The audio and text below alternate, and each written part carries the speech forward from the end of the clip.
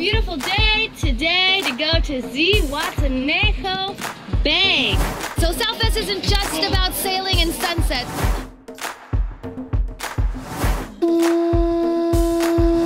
And that's what Sailfest is all about, you know.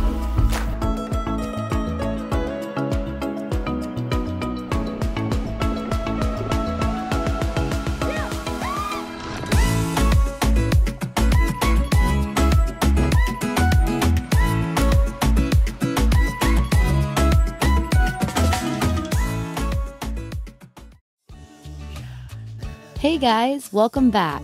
After a long 48-hour passage that started all the way from Manzanillo, we finally made it to Isla Grande, a beautiful little resting stop cruisers usually come to anchor, relax, and decompress after that long, grueling trip.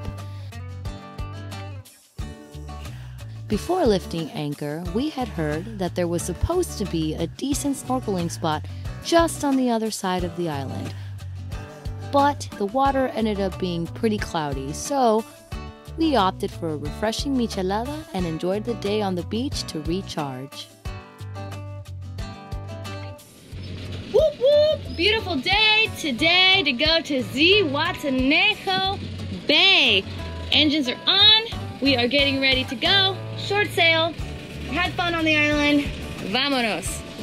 So guys, that little humming sound you hear behind me right now is not the engine.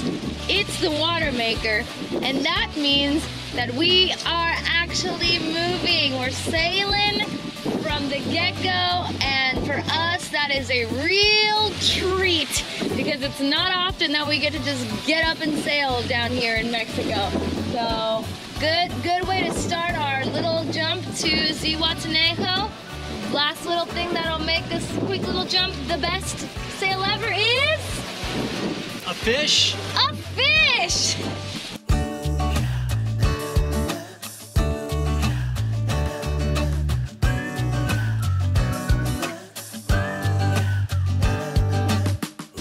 All right, we are here. Very quick sail. Nothing crazy happened. Nice and easy. And there are two anchorages to choose from. One is a little bit closer to town, so we can go and get a couple of things that we need. And the other one's a little bit more excluded from town. We're gonna park in the one that is closer to town for tonight, but it is all going to be contingent where we're gonna stay for the next couple of weeks on Rigby. And we will tell you guys a little bit more about that as to why this may be a problem in this area. Okay guys, so this anchorage, the best word I can use for it coming in was astonishing. It's been a while since we've seen like a mega big town, and there's just houses and population all around us, and it's really cool. However, one thing that people have been kind of warning us about is that this area of Zihuatanejo are not dog friendly for the beaches. It's kind of like prohibited to have dogs on the beach. So we are going to push our luck. They say that this little anchorage here where we are, there's like some spots that will let you do it and some spots won't. So we're gonna push our luck and see if we can find a place to give Rigby a quick potty break, and then we're gonna go and go to town. Just quickly get the things that we need in town, take Rigby with us so that she can stretch her legs out a little bit, and then in a few days or so we'll probably go to the other anchorage and push our luck there and just keep going back and forth. But this is one of the downsides of traveling with a pet. Even though the beaches were a no-go zone for Rigby, the town was full of dog-friendly parks, walkways, and other areas where she got to stretch her legs and get plenty of much-needed exercise.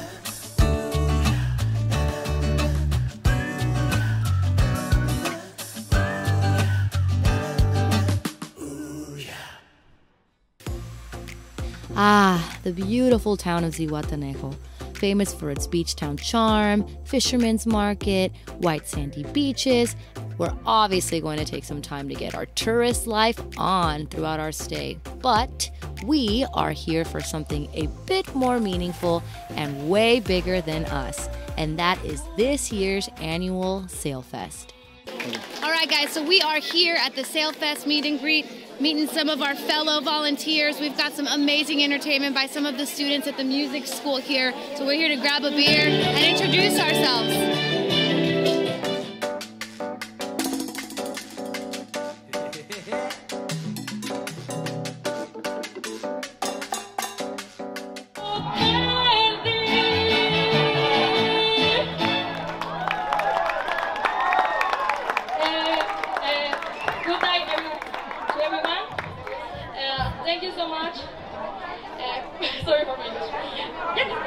Por el apoyo que le han dado a Colegio de Bachilleres y en general a todas las escuelas del municipio de Zihuatanejo.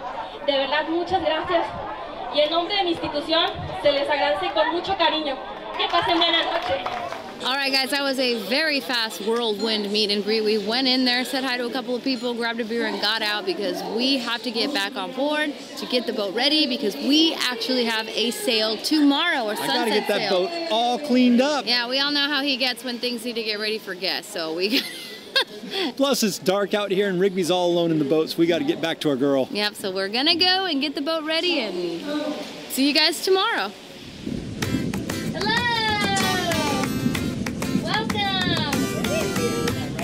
Okay, I'm Linda, and this is Kurt, my husband. He is your captain for today. Welcome aboard, Vida Gypsea. Thank you.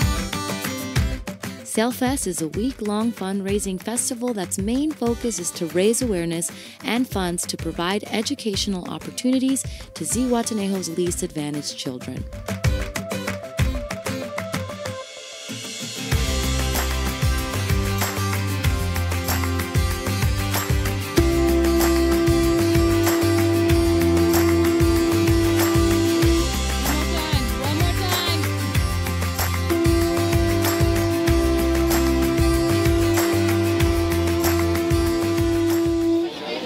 So Sailfest isn't just about sailing and sunsets. Lucky for us, it also has a lot of music, which we happen to love. And because we are participating, we got some awesome tickets thanks to the team for volunteering. And we are so excited to go in there and check out the music and see what it's all about.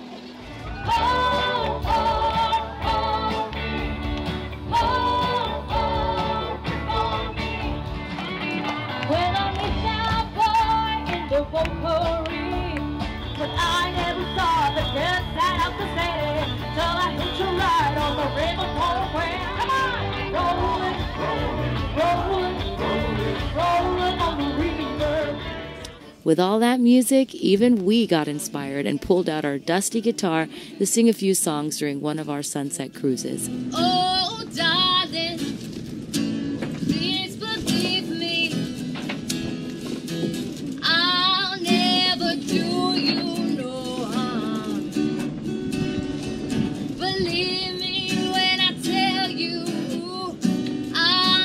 Do you know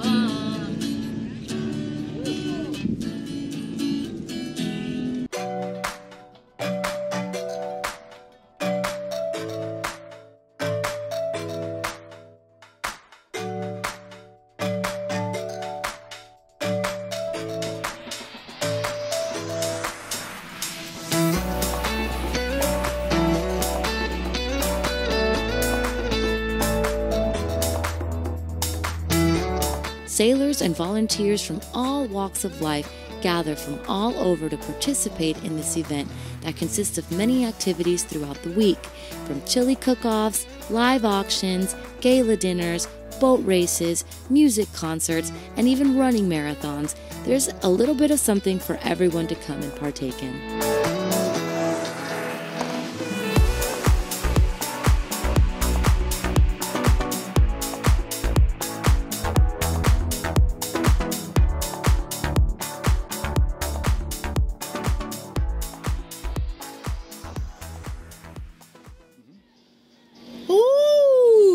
What a week, you guys. It's been a long one. The Sailfest has been rough, but I'm so tired. It's been fun too. My heart is happy, but I'm tired. We have met a lot of new people this week and made a lot of new friends. We've had so many people on our boat. We've been doing the sunset cruises all week, and today we are doing a sail parade. It's early morning. We're waiting for our guests to arrive, maybe 20 people today, and then we're going to take a parade from Zihuatanejo over to Ixtapa and back. And I think there's going to be maybe 20 boats in the parade, so it should be really fun to watch and fun to participate in. Yeah. So we've done well raising money for the school kids here at Zihuatanejo, but we're kind of exhausted. Yeah, we're ready for this thing to finish up. We put our up. heart and soul into making sure that we represented this event the best that we could, but we need a break. So as happy as our hearts are, we are ready to get up out of here and just be alone for a little bit. So we're gonna turn this off and get ready for our guests. We are out.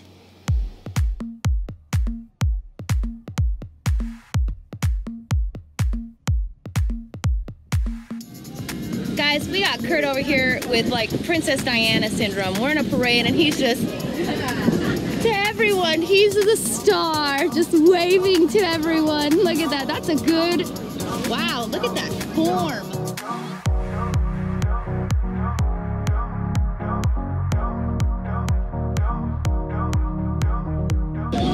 All right guys, we just got news on the radio that we have raised so far for the Sailfest over $160,000. Here I go.